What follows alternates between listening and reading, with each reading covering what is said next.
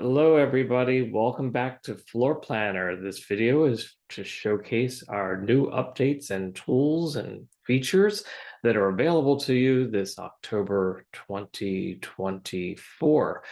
My name is Bob. As you all may know by now, I'm here for customer success. I'm here to support you all as you develop your technique utilizing the platform. I think these new tools are absolutely awesome. It's going to be a little longer list today. There's about 8 new features, very quick little notations on these. But let's go ahead and give you some demonstrations as to what's new inside Floor Planner. First of all, where do you find these updates? Remember, Floor Planner is not a stagnant program. It does keep evolving. It keeps getting better, and it happens instantaneously inside your platform. There's nothing you really have to do on your side, but it's nice to know what those updates are when they occur. So if you'd like to see a list of them, they are posted for you. If you go to your floorplanner.com login and then go to your dashboard tab in the upper left-hand corner, the right-hand sidebar will give you additional information, including those updates here listed as new features. If you hit the More button in the upper right-hand corner of that tab, you will be directed to this page. And this page, you can go ahead and scroll through all the different updates that have occurred. Where we left off last time, we were talking about the object library improvements. And since then, 8 other new updates have occurred. We're going to be talking about them today. Restoring deleted floors, Vietnamese and Norwegian languages being added, more windows.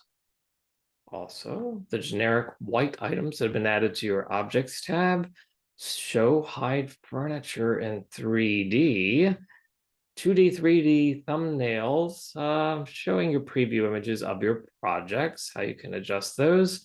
Something totally awesome called the Isometric 3D, starting to lean towards this presentation of straight-on elevations, and then also back to those generic white objects that are inside our objects tab, that you can colorize them to be able to identify them for other purposes. So we're going to go ahead and get started down here with the first feature for restoring deleted floors. Of course, you have to be working with an SD level project or higher, where you can build a multiple story project, up to 7 floors and up to 10 different designs per floor.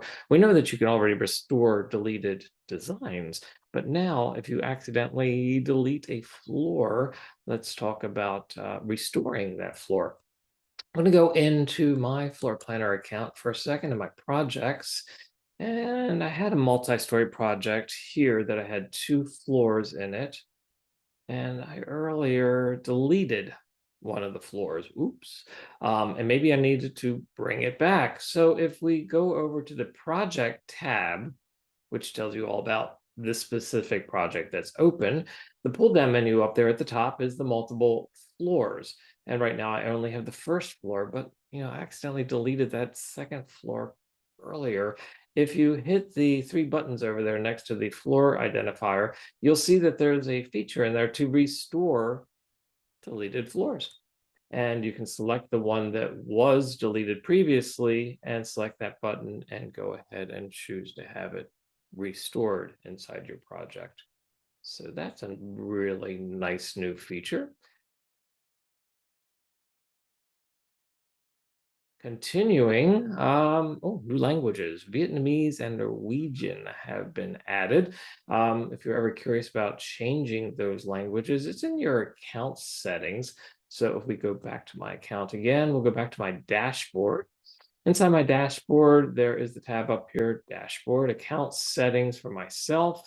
And as these would be yours, this is where you can actually choose to have what language you want to have the platform identified with. And we've added, like I said, Vietnamese down here and Norwegian as 2 new options. And going back to our updates.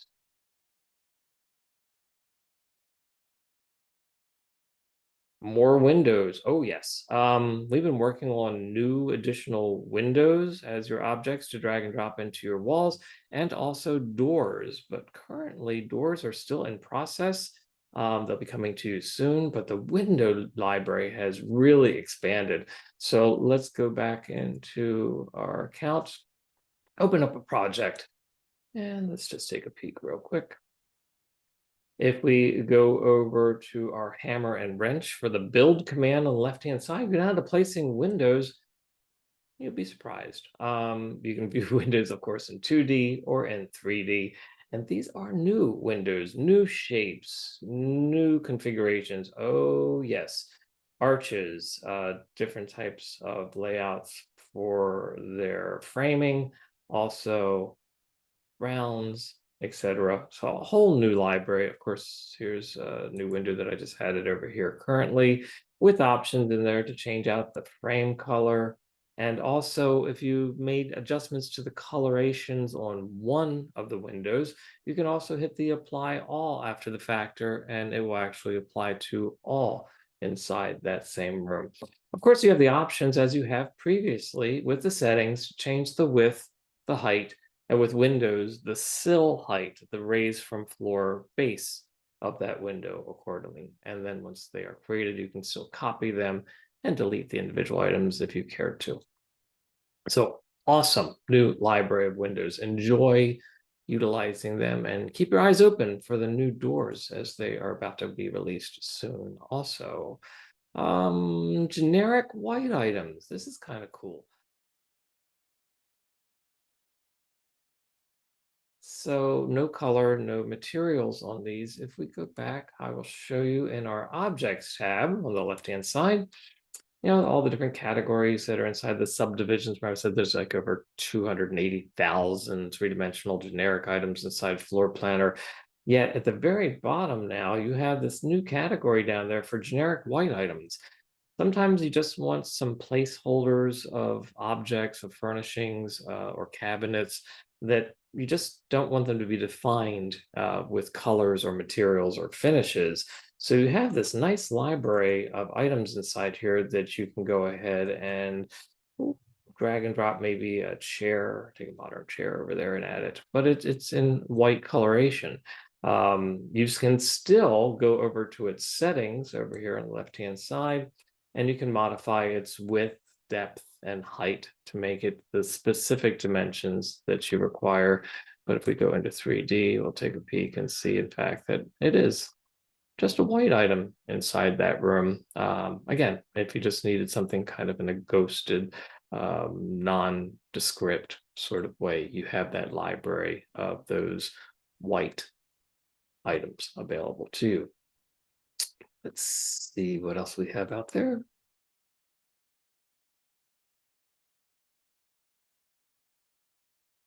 Show hide furniture in 3D. Really, really cool feature. This is in your settings tab in your 3D views. So let's go back to that project I was just showcasing. Go to a 3D view. Let's take our first person view inside our room and maybe use my arrow keys to reposition myself a little bit. Take a look at my little white generic item that's inside there. Of course, we know that we have the handles in there that we can reposition items while we're in a 3D view. Maybe you want to do tell a story. You want to show how this room looked rendered empty and then showing it miraculously furnished after the fact. We could just turn off this furniture for that rendering. It is in the 3D settings tab. Looks like the two little toggle switches up there. Select the settings tab. And one of the features in there is, sure enough, to show the furniture or not show the furniture in 3D, which you already have that setting in 2D, but now you have it also in 3D. Now you may have fixtures in there also. Fixtures could be something other than furniture. Could be equipment, it could be stairwells, etc. You also have a feature up there to turn off the fixtures if you want to. Fixtures on and off, and furniture on and off accordingly. A nice new feature for sure. Go back to our 2D view. Check our updates on there.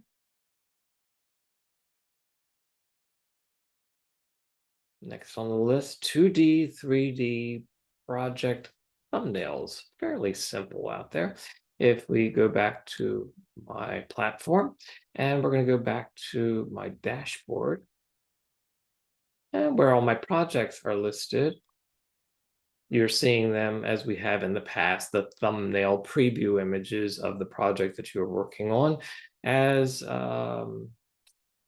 three-dimensional images. You now have the option up here in the upper right-hand corner to say, well, I really wanted to see them in their 2D views as previews. You can select the button in the upper right-hand corner to showcase 2D previews, or select it back to the standard that we had previously of the 3D previews.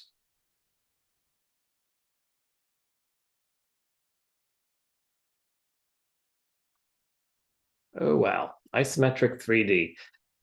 This is fascinating, and this is obviously part of our path going forward to help you with cut sections and straight on cut elevations.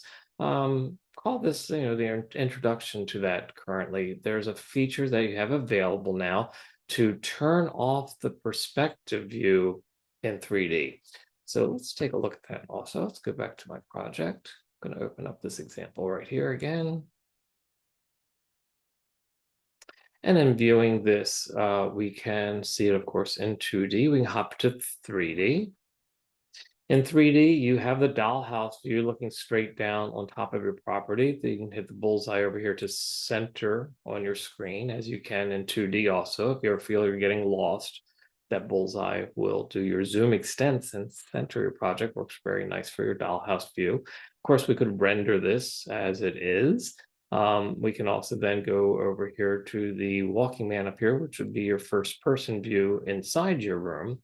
These are all in perspective views. If we go back to our dollhouse view again, still a perspective view looking straight down on the property. You have this new button over here on the left-hand side, this checkbox for the perspective view of the dollhouse view. If you turn it off by unchecking it, you get a straight on non-perspective view. What's fun, I think, with this is that I can use my mouse and navigate around my perspective, and I can start looking at this view lower. And this is no longer a perspective view. This is a straight on elevation view of that wall that you couldn't achieve previously because you always had it in a perspective view. So doing so, working currently as it is right now with the dollhouse view and turning off the perspective view, you can get this nice straight on view of that particular room. And if you wanted to go ahead and render this view, once you have that established, you can hit the export image button in the upper right-hand corner and say, we're going to send it out as a high definition rendering because I have a HD level project going on right now. Current angle. I typically don't like using current angle because I have nice named camera views, but we do want the current angle for this particular elevation. So it's current angle, 3D, HD level quality. Hit the export image button out there. It's been sent out to the cloud to render. And if we want to take a look at what that image could look like, we'll go back here into our 2D view for a second. And of course, your export's over here on the left-hand side. And the latest export being created currently. I'm just going to hit my refresh button up here. And let's see when that image finishes up for us. There it is. And there's a preview image. And I could just double click that, take a look at the image we've created. And sure enough, we have a straight on elevation, no perspective view as a rendering of that room. This also comes in really handy when you're actually working on the project. Going back into 3D. Oh, there's a preview image again. Back to 3D. And let's go to that same image that we just had currently previously. There we go. And let's do this without the perspective. Hit my arrow keys, get myself a placement here. What I really like about this particular non-perspective view, I can still function inside the space as we would in 3D, like placing the artwork. If I wanted a different placeholder for that artwork in different size, dimension in a straight on elevation study, I can go over to its settings over here and I could readjust the size of this piece of artwork. Maybe it's 48 inches as a placeholder, maybe 36 inches in height. And with it being resized, I could then place it into a different location on the wall in a straight on elevation study versus working it in a perspective and have it relocated. I think this is going to come in really, really handy going forward. Let's take a peek out there also with our update list again.